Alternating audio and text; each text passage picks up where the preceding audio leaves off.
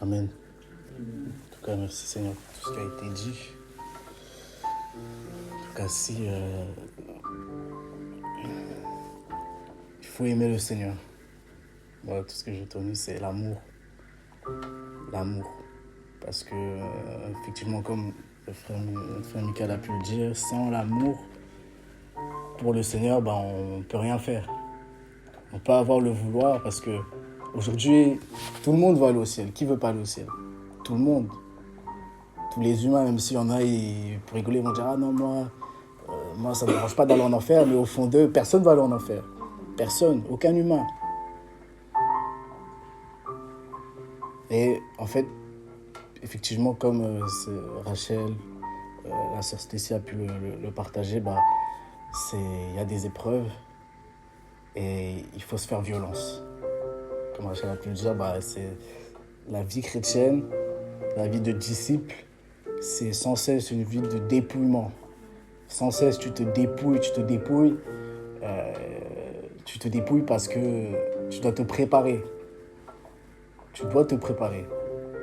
Parce que vous n'êtes pas sans savoir que, en fait, Jésus, Yoshua revient. Et il revient, sérieusement. Et ça, c'est des choses qu'on n'entend plus dans les assemblées. On nous parle des choses terrestres. On nous parle des bâtiments. Il y a des églises aujourd'hui qui construisent bâtiment sur bâtiment. Alors que le Seigneur il a dit il ne restera pas pierre sur pierre qui ne soit détruit. Car il n'est plus dans le temple. Il a fait de nous un temple. Il va habiter dedans. Il y a tellement de... Aujourd'hui, là, tout le monde se dit chrétien. Tous. Tu vas dire, moi aussi, je suis chrétien. Je regarde ma croix, elle est là. Je suis chrétien. Mais non. C'est quoi un chrétien? C'est quoi un disciple?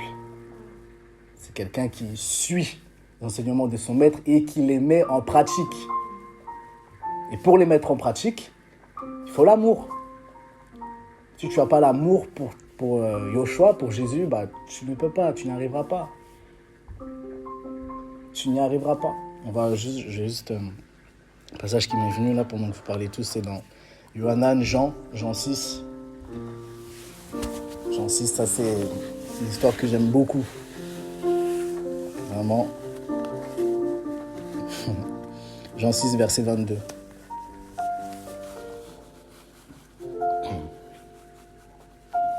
Amen. Ok. Le lendemain, la foule qui se tenait de l'autre côté de la mer vit qu'il ne se trouvait là qu'un seul petit bateau et que Yoshua n'y était pas monté avec ses disciples, mais qu'ils étaient partis seuls. Mais d'autres petits bateaux étaient arrivés à Tibériade, près du lieu où ils avaient mangé le pain, après que le Seigneur eut rendu grâce.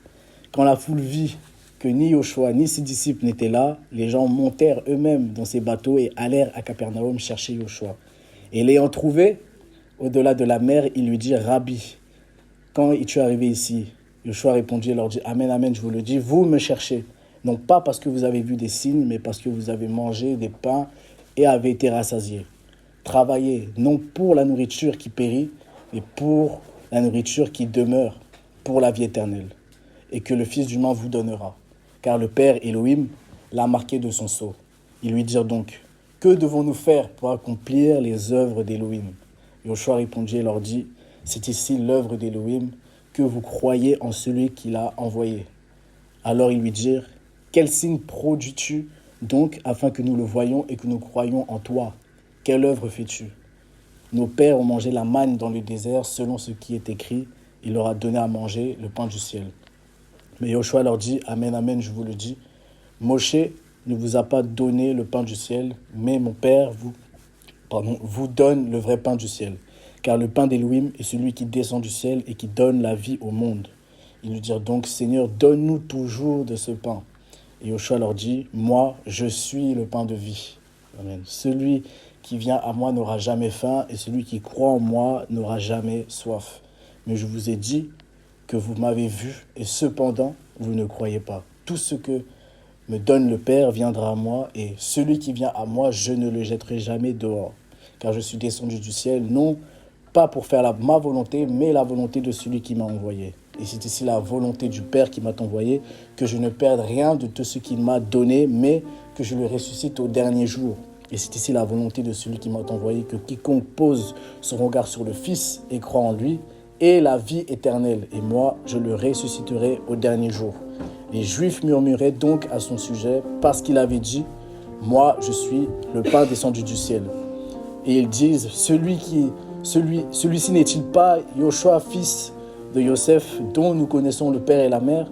Comment donc celui-ci dit-il « Je suis descendu du ciel » Yoshua donc répondit et leur dit « Ne murmurez pas entre vous, personne ne peut venir à moins que le Père qui m'a envoyé ne le tire, et moi je le ressusciterai au dernier jour. » Il est écrit dans les prophètes « Et ils seront tous enseignés d'Élohim. C'est pourquoi quiconque a entendu le Père a été enseigné par lui. Ce que personne n'a vu le Père, celui-ci qui vient d'Élohim, celui-là a vu le Père. Amen, amen, je vous le dis, celui qui croit en moi a la vie éternelle. Moi, je suis le pain de vie. Vos pères ont mangé la manne dans le désert et ils sont morts. C'est ici le pain qui descend du ciel, afin que si quelqu'un en mange, ne meure pas. Moi, je suis le pain, le vivant, descendu du ciel. Si quelqu'un mange de ce pain, il vivra pour l'éternité. Et le pain que je donnerai, c'est ma chair que je donnerai en faveur de la vie du monde. Les Juifs donc discutant entre eux, ils disaient « Comment peut-il nous donner sa chair à manger ?» Et Yoshua leur dit « Amen, amen, je vous le dis, si vous ne mangez pas la chair du Fils d'humain, et ne buvez pas son sang, vous n'avez pas la vie en vous-même.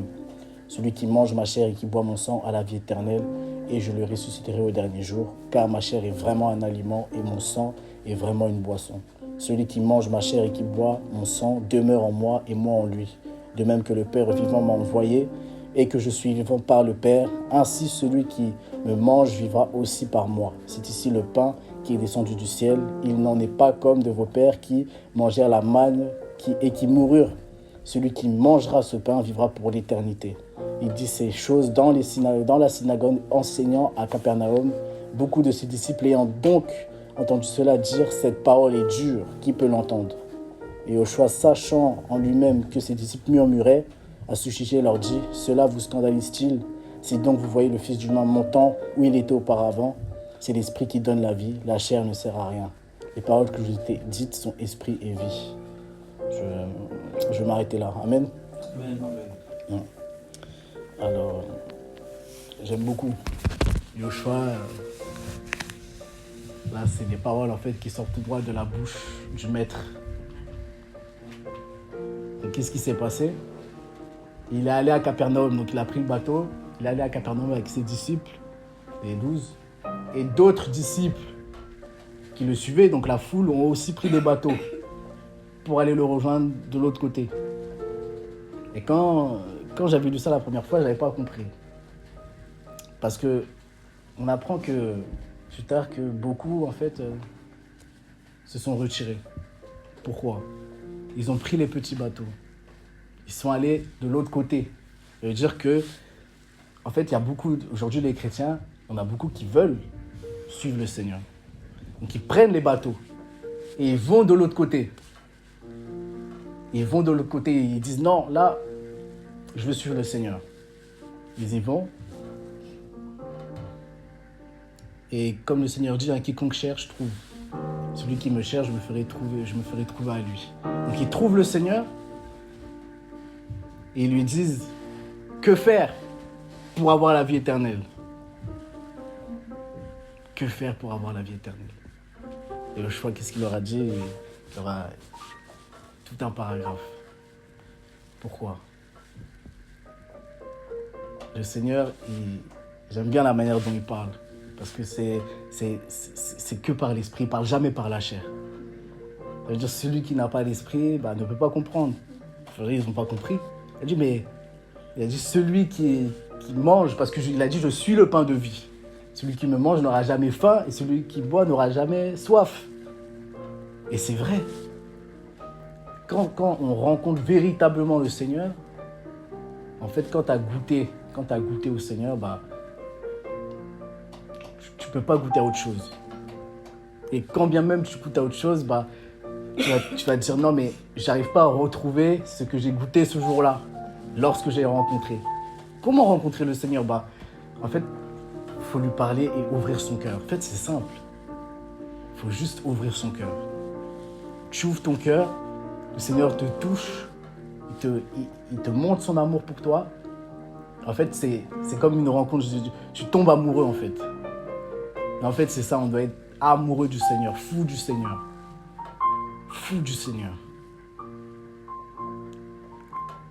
Parce que c'était des fous. Bien qu'ils l'ont abandonné, mais au début, ils ont eu cette folie. Parce qu'ils ont pris les bateaux, ils sont allés de l'autre côté, en fait. Il dit, mais il y en a plein, je dis, mais vous abusez, vous allez prendre les bateaux pour... Bah oui, parce que... Voilà. Mais bon, ils ne le cherchaient pas pour les bonnes raisons. Parce qu'ils avaient eu à manger. Il leur a dit, mais non, le Seigneur, il connaît les cœurs. Il connaît les intentions. Quiconque vient à lui, il sait pourquoi. Qu'est-ce que tu cherches en venant vers le Seigneur? Qu'est-ce que tu cherches? Qu'est-ce qu'on cherche quand on vient vers le Seigneur? En fait, moi, quand j'ai rencontré le Seigneur, je pense pas que je le cherchais pour les bonnes raisons. En vérité.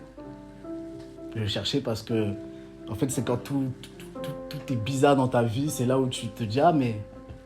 Oh, mais j'allais à l'église avant, on va prier un peu.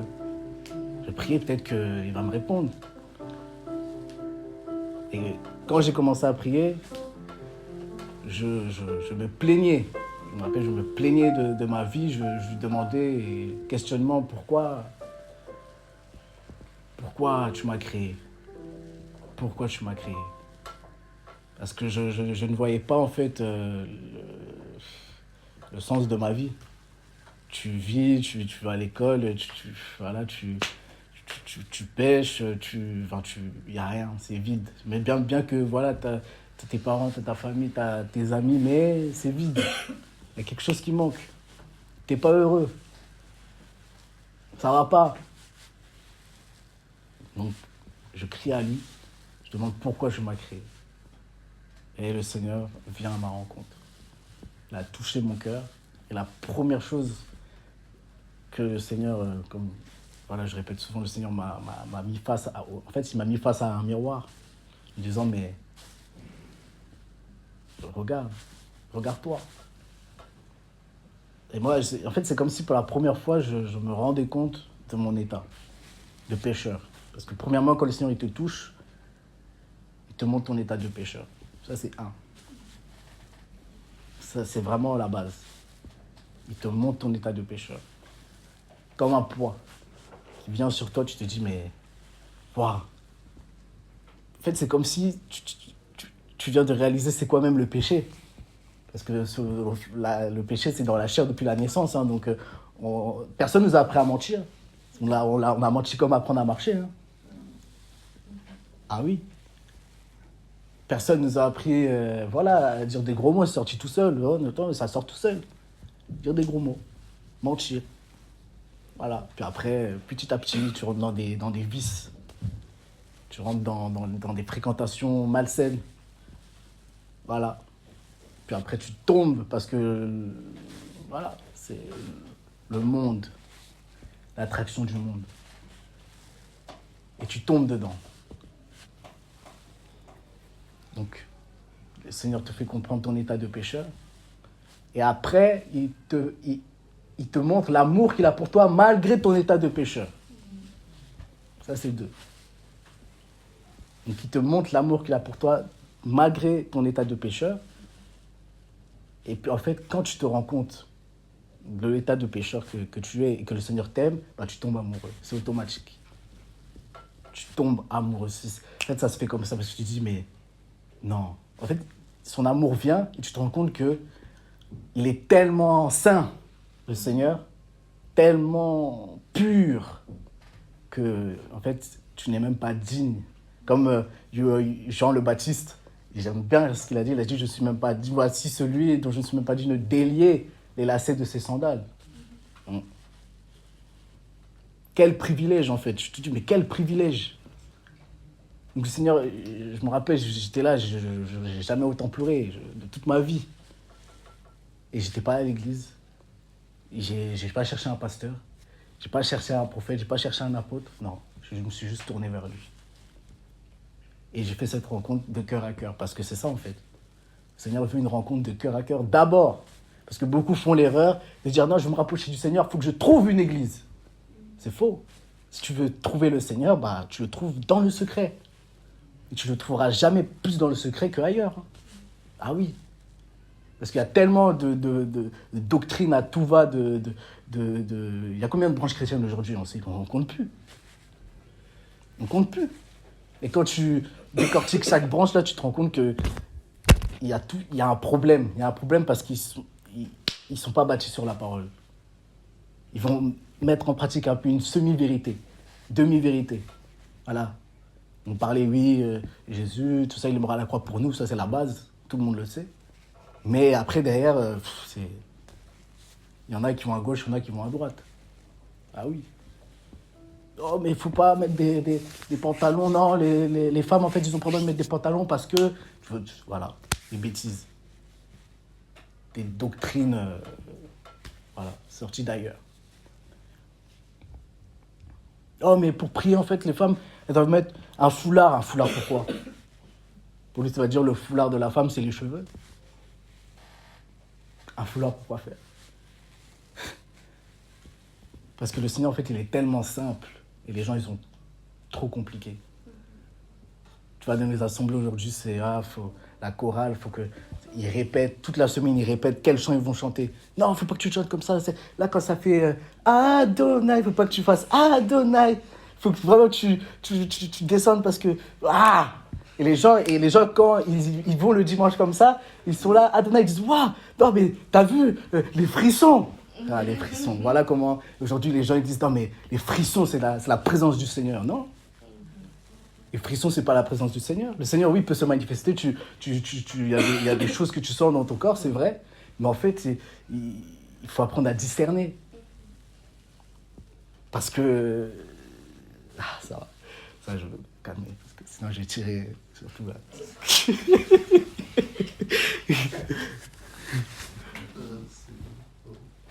Donc, il ne cherchait pas le Seigneur pour les bonnes raisons. Le Seigneur va dire, si vous me mangez, si vous me consommez, si vous me consommez, en fait, vous hériterez de la vie éternelle. Parce que je serai en vous et vous en moi. Voilà. Parce que le Seigneur, c'est ça en fait qu'il veut. Vivre en nous.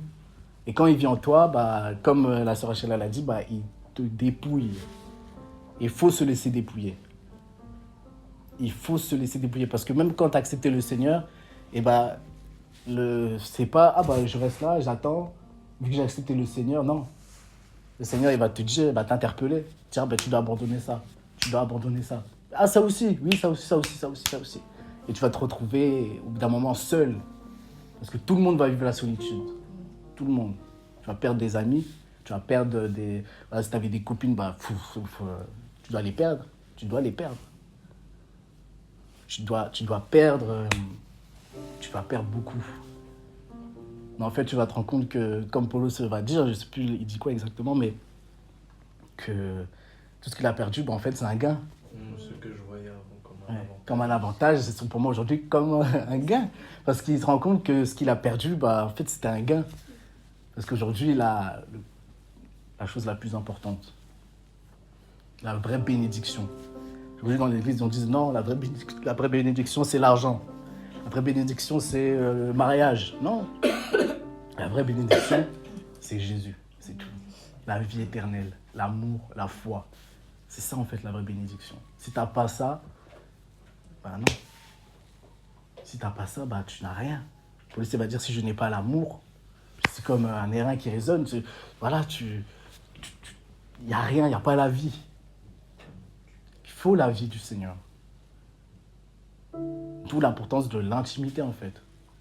C'est quelque chose que le Seigneur me pousse tout le temps à mettre l'accent dessus parce que c'est la chose la plus importante.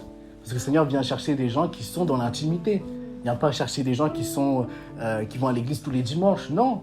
Il vient chercher des gens qui sont dans l'intimité. C'est tout. Il y a des gens, ils vont aller au ciel, tu les auras jamais vus dans un programme. Ah oui. Parce qu'ils travaillent dans le secret, ils ne se montrent pas, ils ne se cachent pas. Et tout ce qu'ils veulent, en fait, c'est rester auprès de lui, comme le frère Michael l'a dit.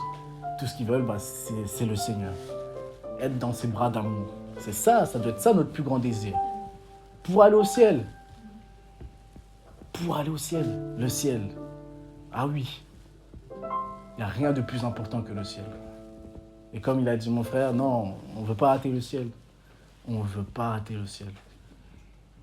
Non pas par peur d'aller en enfer, non. On ne veut pas rater le ciel parce qu'on sait que, en fait, là-haut, il y aura sa présence en tout temps. Et c'est pour ça que quand il y a la présence du Seigneur, même quand tu pries dans l'intimité, il y a la présence du Seigneur, son amour qui vient sur toi, en fait, tu oublies tout. Il n'y a que toi et lui. Et dites-vous, ça sera pour l'éternité, mais multiplié par je ne sais pas combien. Parce que la chair, là, elle se lasse vite de la présence du Seigneur parce que ce n'est pas pour elle. Ce n'est pas réservé à elle. C'est réservé à l'esprit. Voilà pourquoi je dis les sensations, tout ça, il faut se méfier. Parce que ça, c'est charnel encore. Parce que c'est l'esprit qui est compatible avec la présence du Seigneur. Ce n'est pas la chair. Non. On a besoin du Seigneur. Ah oui. Et on veut persévérer dans le Seigneur. Encore et encore. Et quand il a dit, vous devez manger de mon sang, boire de mon pain, ils n'ont rien compris. Ils ont dit, beaucoup de ces disciples-là se retirèrent. Ils sont partis. Beaucoup. C'est-à-dire, ceux qui avaient pris les bateaux, ils sont partis. Ils ont dit, ces paroles sont dures. Qui peut l'entendre? Abandonner le péché, abandonner la masturbation, abandonner la cigarette, poursuivre. Non, je veux bien faire des efforts, mais non. Et les gens, en plus, ils se rassurent eux-mêmes en disant, mais c'est pas mal ce que je fais. C'est pas mal, tout le monde fait ça. Tu vas aller en enfer avec tout le monde alors. Voilà. Et c'est ça la vérité. Tu vas aller en enfer avec tout le monde. Parce que le jugement dernier, tu seras tout seul. Tout seul. Lui, face à face avec toi. Qu'est-ce que tu vas dire devant lui, le Créateur? Parce que tout, comme je disais la dernière fois, ça c'est ma phrase maintenant, tout, quand tu entends parler du Seigneur, un jour, en fait, tout ça, c'est enregistré au ciel. C'est-à-dire que le Seigneur va te remontrer ça. Il vaut mieux pour toi que tu sois sauvé. Parce que tu vas regretter pour l'éternité sinon. Ah oui, on a beaucoup aujourd'hui là, ils sont en enfer. On a dit, mais il faut abandonner le péché, il faut abandonner la masturbation, il faut abandonner la pornographie, il faut abandonner le flirt, il faut abandonner la cigarette, il faut abandonner les musiques du monde, il faut abandonner. Ils ont dit, oui, demain, ils sont morts. Aujourd'hui, ils sont en enfer et ils disent, si seulement j'avais écouté. Si seulement ce jour-là, j'avais écouté. On a dit, Seigneur, pitié, c'est trop tard en fait. Il n'y a plus, trop tard. Et nous, en tant qu'humains, vu qu'on est dans le temps chronos, voilà, l'heure tourne, et il y a un soir, il y a un matin, on n'a pas notion en fait de l'éternité. Mais l'éternité, c'est quelque chose qui ne s'arrête jamais. Il y a même des doctrines aujourd'hui qui disent que non, mais l'enfer, vous inquiétez pas, c'est une punition temporaire. Non, c'est pour l'éternité. Il est réservé à l'homme de mourir qu'une seule fois. Et après vient le jugement. Aujourd'hui, il y a même, je connais des chrétiens qui disent, oui, mais moi je crois en la réincarnation. Tu ne vas pas te réincarner. Ah non. Si tu meurs, c'est soit là en bas, soit là-haut. C'est tout. Et ton choix, il doit se faire ici. C'est ici que tu dois faire le choix. Ah oui. Et c'est pas facile. Personne ne dit que c'est facile. C'est pas facile du tout. Mais comme il a dit mon frère Michael, il a passé par des cascades. On est passé par des cascades. Il sait. Des cascades terribles. Mais le Seigneur, en fait, quand tu as goûté à son amour, en fait, il te rattrape toujours. Et tu persévères. Et c'est possible, en effet, d'être jeune et d'être constant dans le Seigneur. C'est possible, d'être au travail, d'être droit dans ses baskets. D'être, parce qu'aujourd'hui, il y a la nudité partout. C'est possible d'être un jeune et quand une fille, elle passe, tu ne regardes pas. C'est possible. Parce que le Seigneur t'en donne la capacité. Tu vois. C'est humain, c'est la chair. Le péché, c'est notre pire ennemi. Hein. C'est pas le diable. Hein. Non. Parce que l'homme, en fait, il tombe souvent par ses propres convoitises. Hein. Ah oui. Enfin, le diable, il n'a rien à faire. Voilà.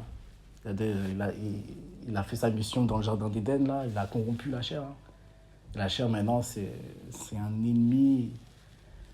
Ah oui. Quand on dit laisser livrer et le blé pousser ensemble, des fois on pense que c'est les frères et sœurs, il faut se méfier, mais c'est nous-mêmes d'abord. Parce que c'est la chair, hein, on grandit avec. Au dernier moment, on va les séparer. Donc la chair va rester. Et toi, le Seigneur t'a réservé un nouveau corps là-haut. Ah oui. C'est ça. Tout abandonner pour le Seigneur. Et c'est possible. C'est possible. Ah oui. Ils l'ont abandonné, ils se sont retirés. Retirés. Et je crois que c'est pas dans Jean celle-là, mais peut-être dans un autre évangile, là, maintenant, il expliquer, il va dire aux 12, et vous voulez pas partir, en gros. Vous partez pas. Et Pétros, il va dire quoi? À qui irions-nous? Pierre, Pétros. À qui irions-nous? Tu as les paroles de la vie éternelle. Voilà. Parce que Pierre, il avait fait cette rencontre avec le Seigneur. Il savait. D'ailleurs, les apôtres, comment ils sont devenus apôtres? Le Seigneur est allé vers eux. Il a dit, viens, suis-moi. Et ils l'ont suivi. C'est tout. Parce qu'ils ont vu, en fait. Non, lui, je vais le suivre. Matthieu, Pierre, ils ont dit, ils laissèrent tout derrière eux pour suivre le Seigneur. Mais c'est ça, l'évangile. Aujourd'hui, il y a des gens, non, ils veulent pas laisser tout derrière eux. Et si tu ne laisses pas tout derrière toi, bah, non seulement tu ne vas pas grandir, mais en plus, tu risques de louper le ciel. Ah oui. Parce que le Seigneur, oui, il veut nous sauver, mais il veut nous faire grandir aussi. Grandir par quoi? Par les épreuves. Tu vas rencontrer des difficultés.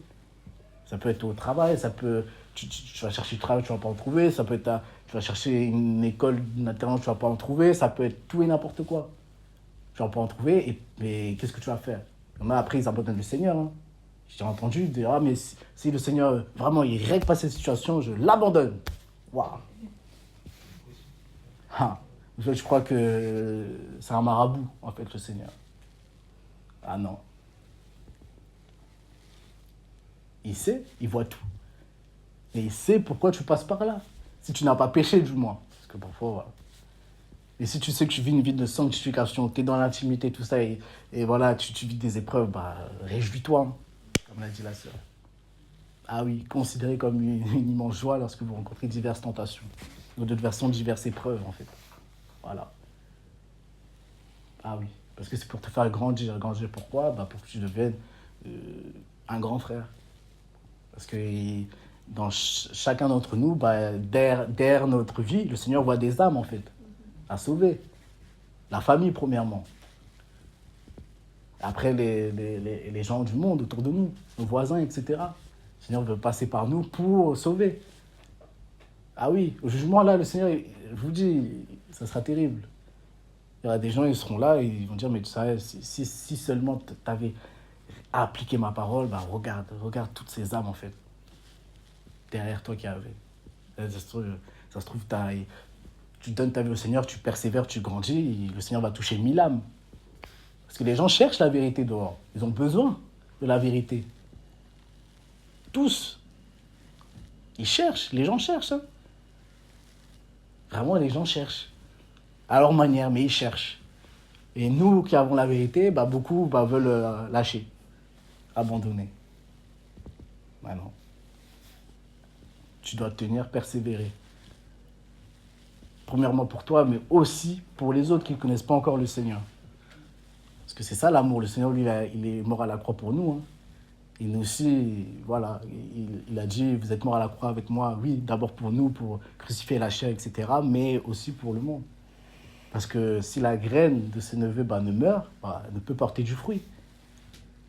Et les fruits, c'est quoi? On les consomme. Le Seigneur les consomme, mais les humains aussi consomment les fruits, en fait. Et en consommant ce fruit-là, ils goûtent au Seigneur.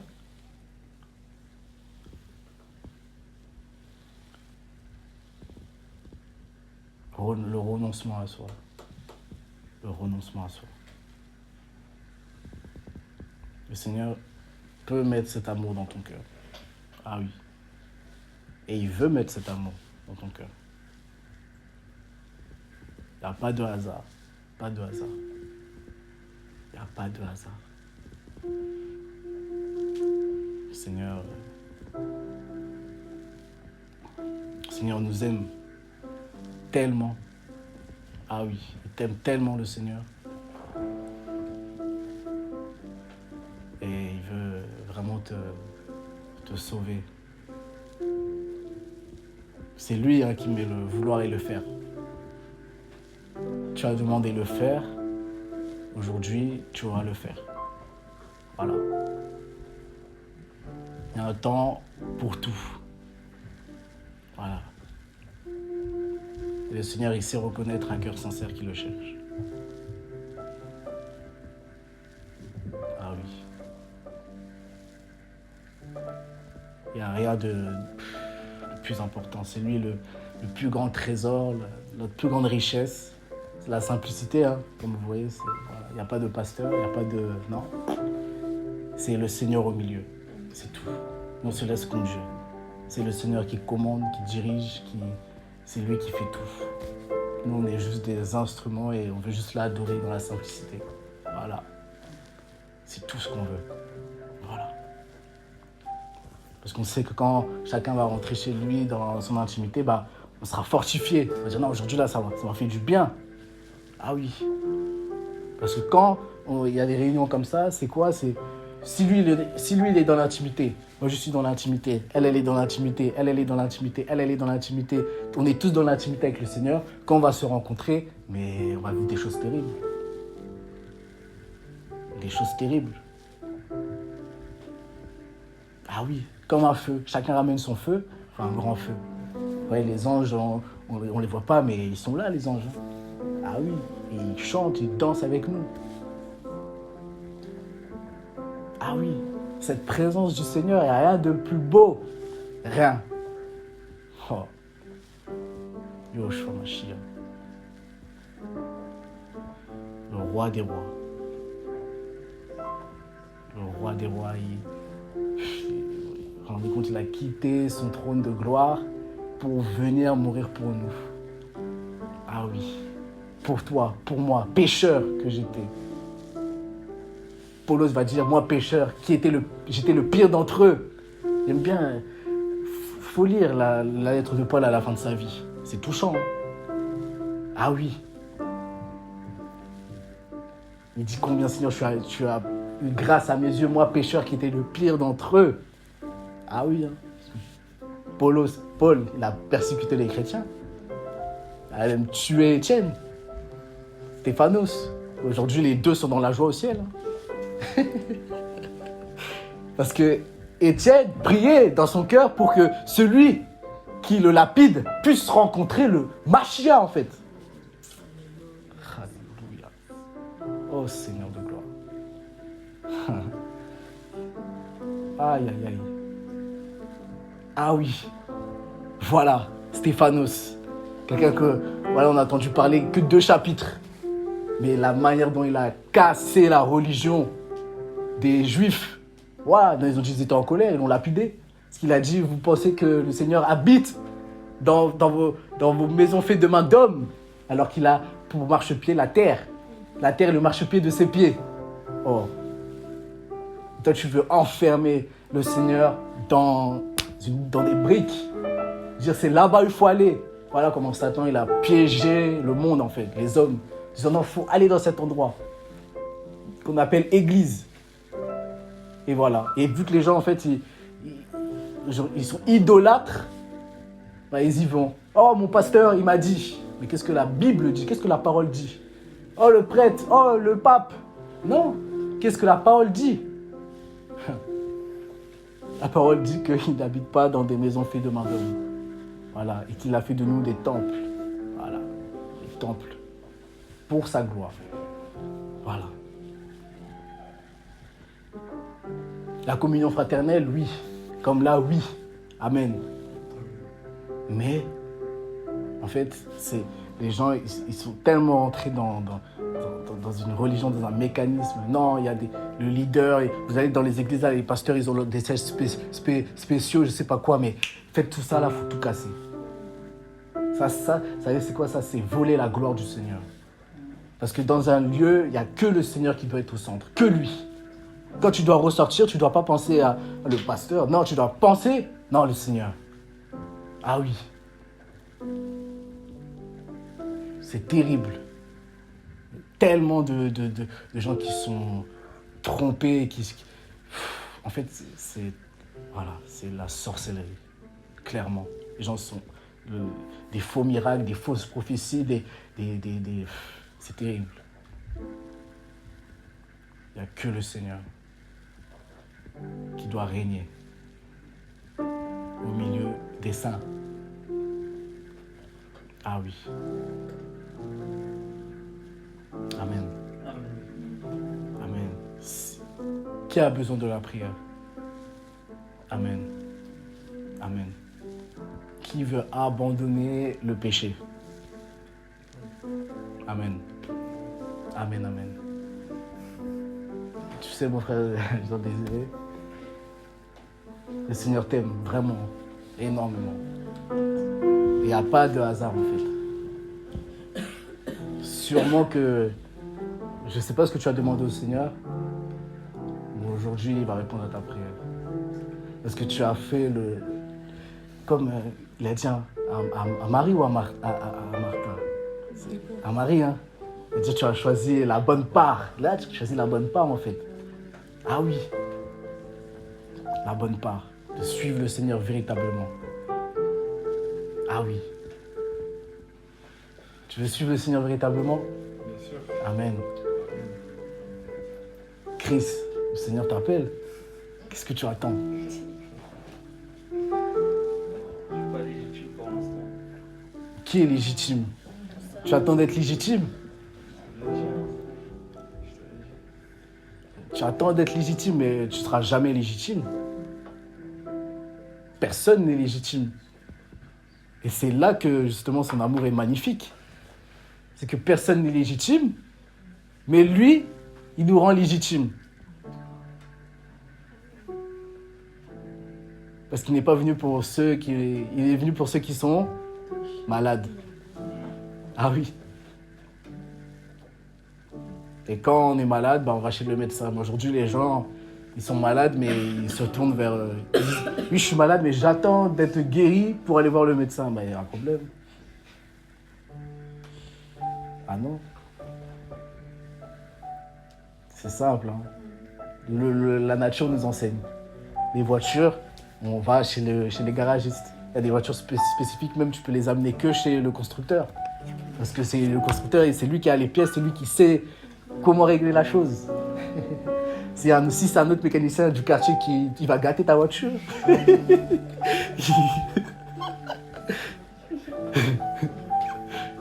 Ah oui. Et nous, c'est pareil. Le Seigneur nous a créés. Et quand on a des soucis, quand on est malade, on doit aller vers lui. Ah oui, pour qu'il nous règle. Il nous règle et voilà, comme on démonte les voitures, lui, il vient, il enlève les pièces, tout ça, il remet des nouvelles pièces, il enlève la colère, il met l'amour, il enlève la haine, voilà. Il enlève le doute, il met la foi. Il enlève la peur, il met la paix. Ah oui. Il enlève le mensonge, il met la vérité, il enlève l'injustice et il met la justice. On va prier pour notre frère Judée. Hein.